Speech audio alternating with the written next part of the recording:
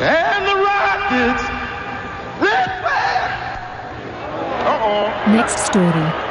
LongIslandGazette.com. Trump loses dog whistle, hires Milo Yiannopoulos to find it. Mira Romaine. 1 minute. Former President Donald Trump has misplaced his infamous dog whistle, the tool he once used with great effect to communicate with a select group of supporters. Enter Milo Yiannopoulos, an intellectual and provocateur known for his controversial associations with white supremacist circles, and his unmatched skill at locating lost Nixon-era artifacts. In a press conference, Trump exulted over his decision, stating, "Nobody knows big beautiful dog whistles like Milo Yiannopoulos. He's the best at finding things that resonate with a very particular ambulance. We are an institute in a powerful death penalty, covfefe,